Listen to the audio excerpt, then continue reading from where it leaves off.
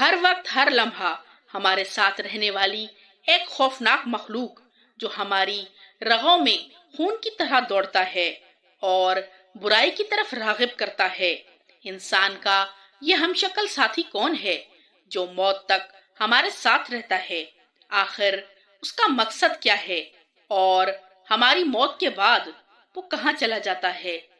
Science کے مطابق اس دنیا میں ہر شخص کے تقریباً 6 یا 7 ہم شکل انسان ہوتے ہیں، لیکن ہمارے جیسا دکھنے والا صرف انسانوں میں ہی نہیں بلکہ جناتوں میں بھی ہوتے ہیں جو ہو بہو ہمارے جیسا دکھتا ہے اور وہ ہر وقت ہمارے ساتھ موجود ہوتا ہے۔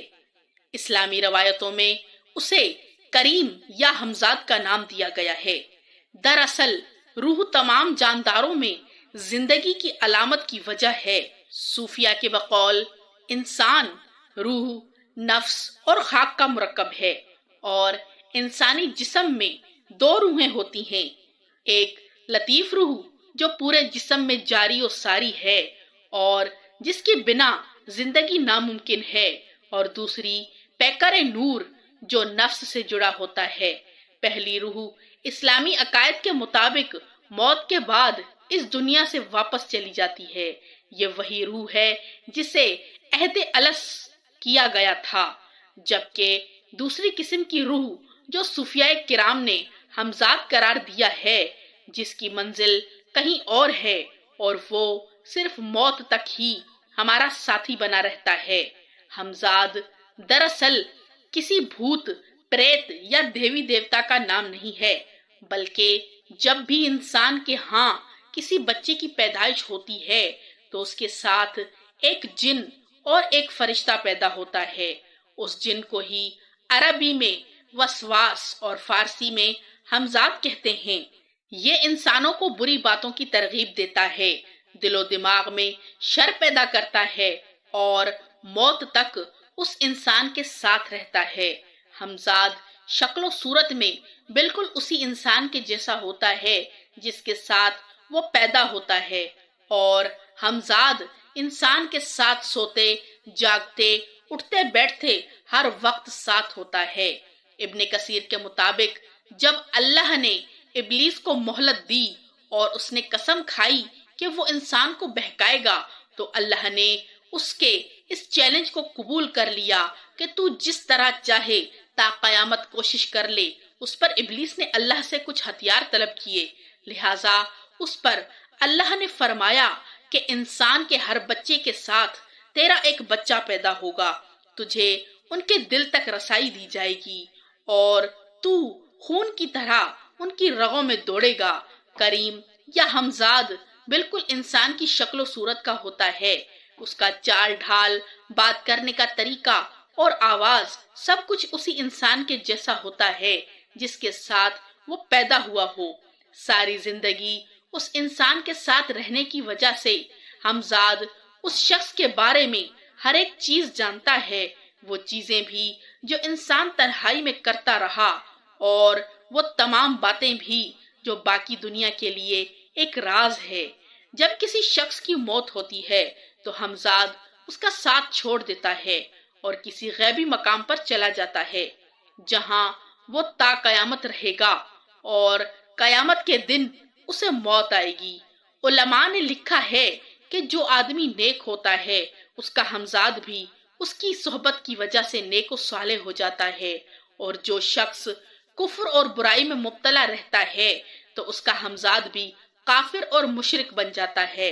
مرد انسان کے ساتھ مرد ہمزاد اور عورت کے ساتھ جنیا ہمزاد پیدا ہوتی ہے، لہذا حضرت عبداللہ بن ابن مسعود رضی اللہ تعالی عنہ سے روایت ہے کہ رسول اللہ صلی اللہ علیہ وآلہ وسلم نے فرمایا کہ ایسا کوئی آدمی نہیں جس کے ساتھ ایک جن اور ایک فرشتہ موکل نہ ہو، ہر آدمی کے ساتھ اس کا کریم یعنی موکل ہے۔ صحابہ نے پوچھا کہ یا رسول اللہ کیا آپ کے ساتھ بھی؟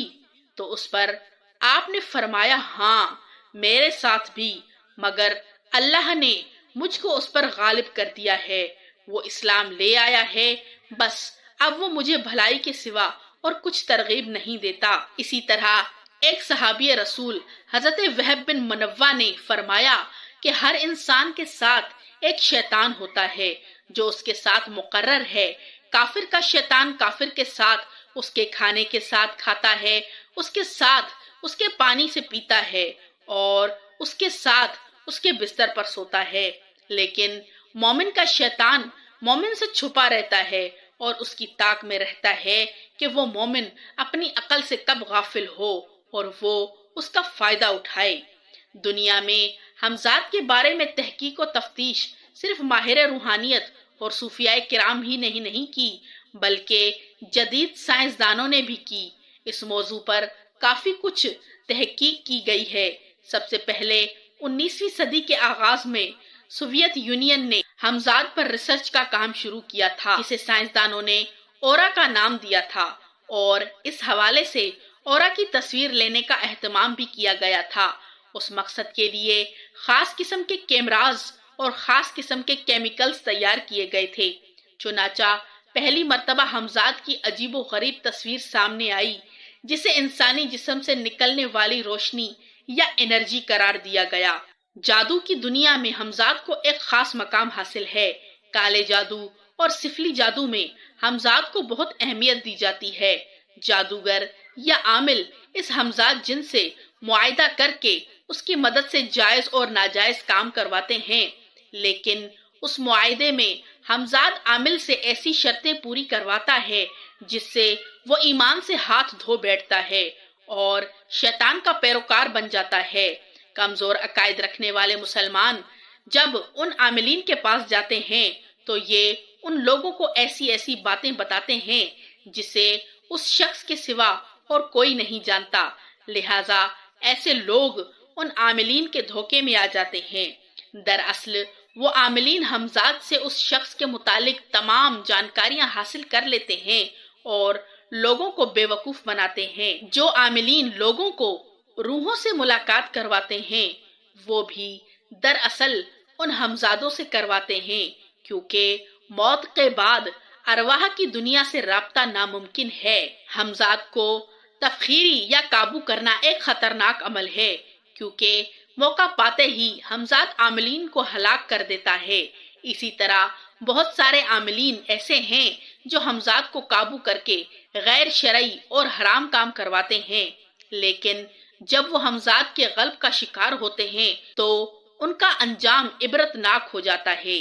کسی بھی حرام فعل کی نیت سے ہمزاد کو تسخیر کرنا یا مال و دولت کی لالچ کے لیے ہمزاد سے کام کروانا نہ صرف انسان کو دنیا میں تباہ و برباد کر دیتا ہے، بلکہ اس کے لیے آخرت میں بھی دردناک عذاب ہے۔ قرآن مجید میں حضرت سلیمان علیہ السلام کی ایک بہترین مثال ملتی ہے، جنہیں اللہ نے جنات پر حکومت عطا فرمائی تھی اور وہ آپ کے حکم کے تابع تھے، لیکن سلیمان علیہ السلام نے جناتوں سے ناجائز کام لینے کی بجائے ان سے مسجد تعمیر کروائی اور لوگوں کی فلاح کے لیے اچھے کام کروائی۔ یہ ان لوگوں کے لیے ایک مثال ہے جو ہمزاد کو قابو کر کے ان کو برے کاموں کا ذریعہ بناتے ہیں۔